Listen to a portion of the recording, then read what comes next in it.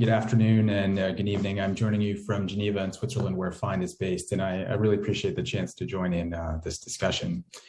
I think my role in this session is to open a window on what we have learned in the past 2 years and what we're seeing today with respect to COVID testing and diagnostics innovation outside the US, and specifically in low and middle-income countries. And I think in the context of this workshop, the relevance is, what does that mean for US policy? First, with respect to foreign policy, what is the US government's role in addressing inequities in COVID testing globally and supporting diagnostics innovation for preparing for the next pandemic in low-income countries? And second, what lessons from the rest of the world and the experience outside the US with rolling out COVID testing can help inform US domestic testing strategies and policies at the national, state, and community level? So first slide, please. And actually, before I talk about the global availability and and use of specific testing platforms globally through the pandemic, it's maybe worth taking a second to restate the framework that's come across in just about every session today, which is the equity framework. And when you think about vaccines and the lay press and the scientific media and the policy discussions in the past 6 to 12 months that have highlighted the issues around vaccine inequity globally, I think they've been at two main levels. One has been at the moral, ethical, and human rights perspective. What is the role of a moral imperative in vaccine equity? And quite honestly, where I sit in Geneva, that argument has been pretty flat and ineffective. Nationalism has trumped the moral imperative when it comes to vaccine equity. And then second, from the very practical perspective, when it comes to mitigating the impact of SARS-CoV-2, which doesn't respect national borders, the statement that no one is safe anywhere until everyone is safe everywhere has had a lot more traction. And I think as an oversimplification, those arguments and the perspective on vaccine equity broadly holds true for testing equity globally. The issues are more or less identical. There's some nuances when you look at the global availability of tests versus vaccines. The trajectory of vaccine supply and of testing supply for antigen rapid tests and for PCR-based tests have been different.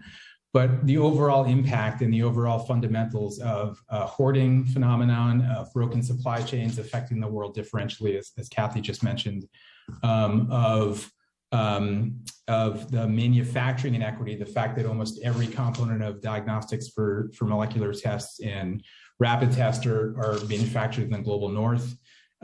Those issues are the same, really, for tests and vaccines at a broad level. So as I go through these handful of slides, I'd like you to keep that equity framework in mind, because it's the one that applies to testing globally. So looking at these platforms, I just want to make 3 points about each of these platforms: molecular tests, surveillance-based tools, genomics and sequencing tools, antigen rapid tests. The first point is that we've seen unprecedented acceleration in product development and availability of all of these platforms globally in low and middle income countries in the past 2 years that are going to have long-lasting consequences well beyond COVID. So when it comes to diagnostic technology innovation focused on the needs in poor countries about point-of-care tests and tests available at the primary healthcare level in a constrained setting or in a setting with limited resources, 10 years of innovation and progress have been compressed into 2 years. And that's fantastic. It's really unprecedented. Second point is, despite that good news, the inequity issues have actually worsened, not just for COVID, but for diagnostics and testing for other diseases. So for instance, testing for tuberculosis has been set back 12 years in the past 2 years, and there's going to be a lot of catch up to do. So the future is bright, and no pun intended. Rick did a great job at highlighting what the near-term future looks like with new diagnostic technologies, not just in the US, but in low and middle income countries as well. But the present remains an urgent crisis in most of the world. So the third point is, despite the ongoing crisis in equitable access to testing, diagnostic and testing as a core component of a health response and disease management and disease control has really never had a higher profile. For those of us who've been toiling away at this globally, and many of you have, not just in HIV and tuberculosis and malaria and Zika and Ebola, but schistosomiasis and Buruli ulcer and hepatitis C, we're trying to understand, how do we maintain this global awareness of how critical testing is as we move into the next phase of both pandemic preparedness and other disease programs worldwide. So those are the three main points which apply to all of these platforms. Next slide, please. So I'm going to go pretty rapid fire then through some of the details behind that globally, and then come back to this issue of self-tests that both Rick and Kathy talked about. So ACTA, the Access to COVID Tools Accelerator, which is the global mechanism for getting vaccines, therapeutics, and testing out to the world. COVAX is sort of the face of the vaccine component. FIND and the Global Fund lead the diagnostics component. 2 years of work and billions of dollars of effort on a global basis and multiple partnerships in the three priorities right now as of today are shown here. One is we need rapid antigen tests available at approximately $1 per test, including self-tests. 2 is we need to transfer manufacturing technologies, and by this I mean the robotic assembly systems for producing kits and finished product, and we need to move that technology to Latin America, Africa, and Southeast Asia so that the test can be produced locally at high volume. And then 3rd, we need to drastically increase the amount of testing we're doing for COVID in 2022 in more than 100 countries. Next slide. So this is just a simple dashboard about some of the issues around the global testing response and the complex drivers of what end up being very low testing rates in most parts of the world. I mentioned tools and pricing and manufacturing, but you can see there are resource issues, there are infrastructure and supply chain issues, there are especially human capital issues. It takes someone trained to run most tests, and that's why self-testing is important. And then there's some policy issues and leadership issues, and all of these are playing out still today in many parts of the world, even in settings where they're very familiar with Ebola and HIV and TB control, and these issues are quite familiar. Next slide. So I mentioned that there's a huge inequity in testing globally. What does that mean? And here's how that's depicted. So the top part of this slide shows 2 bars. The top is approximately 4 billion tests, give or take, have been executed and performed in the past 2 years. And they're grossly inequitable in where those tests have happened. So roughly 60% have happened in high-income countries. Roughly 0.4% of those 4 billion tests have happened in low-income countries.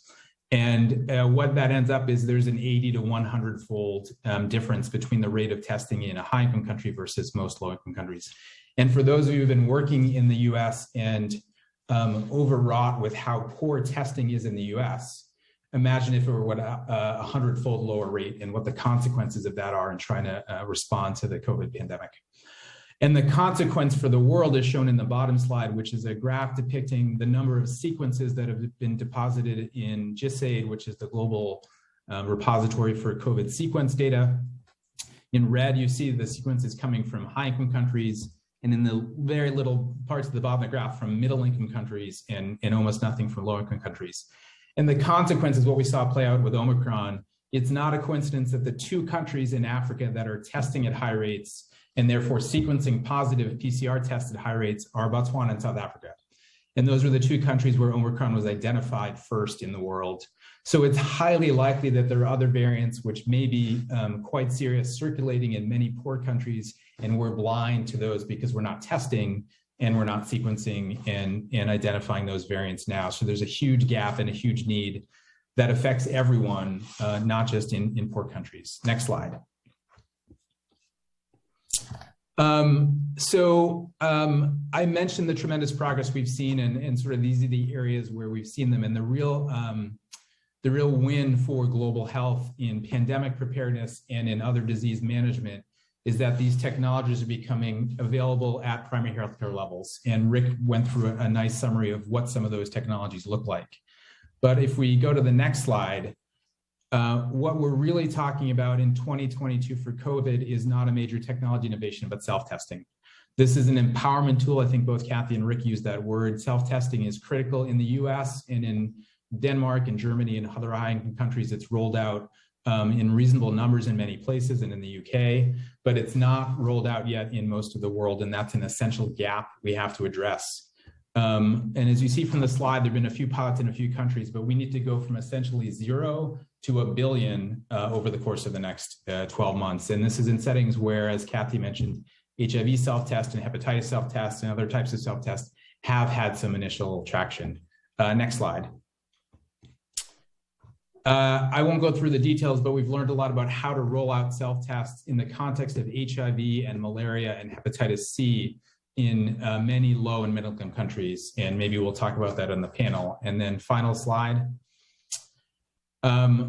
Bringing it back to the global policy level, and Nikki's moderating this and knows this well, CEPI is leading an effort to say we need to be more prepared faster. And the timeline above shows how fast things rolled out on a global level for vaccines, tests, and therapeutics. The first molecular tests were available within days. The first antigen tests were available in September or October. And the goal is to shorten even that rapid timeline to 100 days, which would have been May 9th of 2020. And I think Kathy mentioned there's some real challenges in industry working to be prepared for a maybe. How do we address those needs? And this 100-day mission, which FIND and CEPI are coordinating, is really an essential piece on the diagnostic side to address the next pandemic. And there's plenty of work to be done for COVID still, but we're already looking ahead to what we've learned and how do we apply that to being ready for the next major variant or the next viral or bacterial pathogen that spreads worldwide. I'll stop there and look forward to discussing some of these issues with all of you. Thanks very much.